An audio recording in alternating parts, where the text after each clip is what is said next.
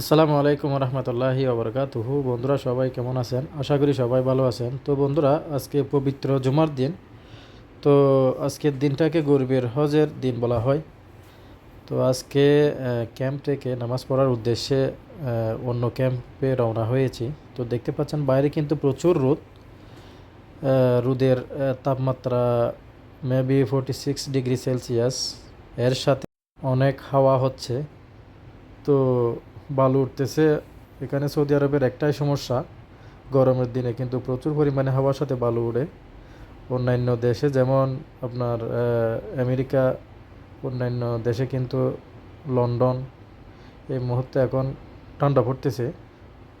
তো এখানে কিন্তু আরব গালফের দেশে 6 মাস শীত এবং 6 মাস গরম। তো এই 6 মাসের মধ্যে এখন বর্তমানে যে মাসটা চলতেছে এই মাসটা প্রচুর পরিমাণে গরমের তাপমাত্রা বৃদ্ধি হয়।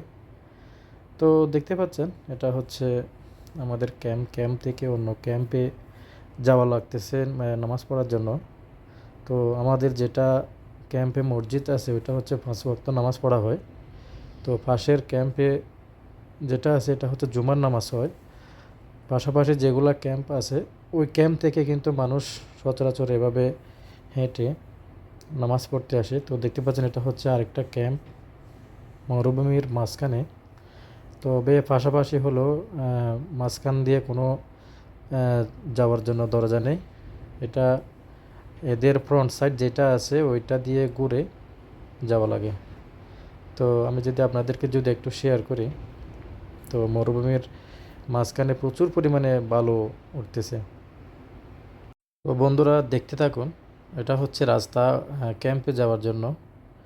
এটা হচ্ছে ক্যাম্পের ব্যাক সাইড। চারদিকে মরুভূমি আর মরুভূমি, বালু আর বালু। তো রাস্তাও তেমন ক্লিয়ার না, তেমন সুবিধার না।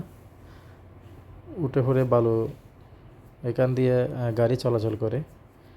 তো এইভাবে যারা ক্যাম্পের মধ্যে আমাদের মুসলমান ভাই আছে বিভিন্ন দেশের, যেমন বাংলাদেশ, পাকিস্তান, ইন্ডিয়া, ফিলিপিন এবং সুদান, মিশর, এরপর হচ্ছে আরও অন্যান্য দেশের যে ভাইগুলো আছে সেম আমার মতো হেঁটে ওই ক্যাম্পে যাওয়া লাগে। তো এইমাত্র এখন ক্যাম্পে ঢুকে যাচ্ছি।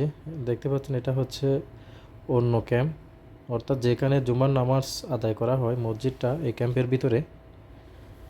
তো আমিও হেঁটে হেঁটে চলে আসলাম। আলহামদুলিল্লাহ, প্রচণ্ড রোদ এবং বাতাস। এটা হচ্ছে আল্লাহর ঘর মসজিদ ক্যাম্পের ভিতরে। তো এখানে সচরাচর এই টাইমে এখন মানুষ এখন এখন আসতেছে। তো নামাজের ওয়াক্ত হলে প্রচুর পরিমাণে মানুষ হয়। তো এটাই হচ্ছে আমাদের জীবন। দোয়া রাখবেন। আসসালামু আলাইকুম রহমতুল্লাহি ওবরাকাতুহু।